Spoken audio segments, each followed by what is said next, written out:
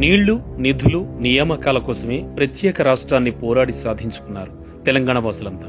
ఇప్పుడు ఈ మూడు సామాన్యులు, నిరుద్యోగులకు అందని ద్రాక్షలాగా మారాయి.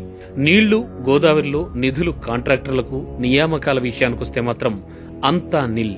నిరుద్యోగులకు ఉద్యోగాలు కల్పించడంలో తెలంగాణ సర్కార్ ఘోరంగా విఫలమైంది. వారిని నమ్మించి నట్టేటనే ముంచేసింది. నోటిఫికేషన్ల కోసం కళ్ళు కాయలు కాసేలా ఎదురు చూసినా కూడా ఫలితం లేకుండా పోయింది. వయస్సు పెరిగిపోవడం, ప్రభుత్వం నుంచి స్పందన లేకపోవడంతో ఏం చెయ్యాలో అర్థం కావడం లేదు. అసలు ఉద్యోగాలు భర్తీ అవుతాయా అంటే అది అనుమానమే. 1,00,000 మంది పిల్లలకు, యువకులకు తెలంగాణ రాష్ట్రం కనుక వస్తే మనకు ఉద్యోగాలు వస్తాయని చెప్పినాం. 1,00,000 మందికి ఈ 5 సంవత్సరాలు, అంటే ఇక్కడి నుంచి 5 సంవత్సరాలు కాదు అధ్యక్ష, ప్రభుత్వం వచ్చిన కాడి నుంచి 2014 నుంచి 2019 లోపు 1,00,000 ప్రభుత్వ ఉద్యోగాలు కల్పించి తీర్థమని చెప్పిన అధ్యక్ష, కల్పించి తీర్థం. నిరుద్యోగులను దారుణంగా మోసం చేసింది టీఆర్ఎస్. అధికారం కోసం వారిని పావులా ఉపయోగించుకుని అందలం ఎక్కగానే మర్చిపోయింది. 6.5 ఏళ్ల నుంచి అదిగో నోటిఫికేషన్, ఇవిగో ఉద్యోగాలంటూ ఊరిస్తూనే ఉన్నారు.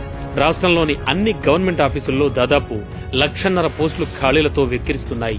ఒక్కో డిపార్ట్మెంట్లో 3 చేయాల్సిన పనిని 2తో నెట్టుకు రావాల్సిన పరిస్థితి వచ్చింది. ఏళ్ల తరబడి ఖాళీ పోస్టులను భర్తీ చేయకపోవడంతో పనిభారం పెరుగుతోందని ఉద్యోగులు చెబుతున్నారు. కాంట్రాక్ట్ ఎంప్లాయ్మెంట్ అంటేనే శ్రమ దోపిడీ విధానం, ప్రజలను దోపిడీ విధానం తప్ప మరొకటి కాదు. అందువల్ల తెలంగాణలో కాంట్రాక్ట్ ఎంప్లాయీస్ ఉండరు. అది ఏ డిపార్ట్మెంట్ అయినా సరే, ఏదైనా సరే, తెలంగాణలో, తెలంగాణ ప్రభుత్వంలో కాంట్రాక్ట్ ఉద్యోగస్తులందరినీ కూడా రెగ్యులరైజ్ చేస్తామని చెప్పి మనం చేస్తా ఉన్నాం. రాష్ట్రంలోని 32 ప్రభుత్వ శాఖల్లో 4.57 లక్షల క్యాడర్ స్ట్రెంత్ అవసరం కాగా ప్రస్తుతం 3.09 లక్షల మందే ఉన్నారు. ఇంకా భర్తీ కావాల్సినవి 1,50,000 పోస్టులు.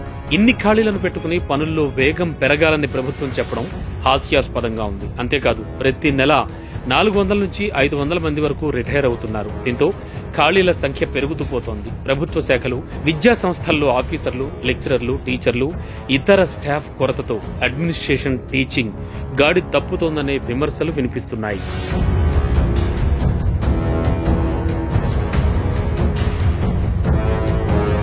రాష్ట్రంలో ఎడ్యుకేషన్ డిపార్ట్మెంట్లోనే ఎక్కువగా 37,559 పోస్టులు ఖాళీగా ఉన్నాయి. తెలంగాణ ఏర్పాటు తర్వాత ఒక్కసారి మాత్రమే టీచర్ పోస్టులను భర్తీ చేశారు. తర్వాత దాని ప్రస్తావన ఎత్తడం లేదు.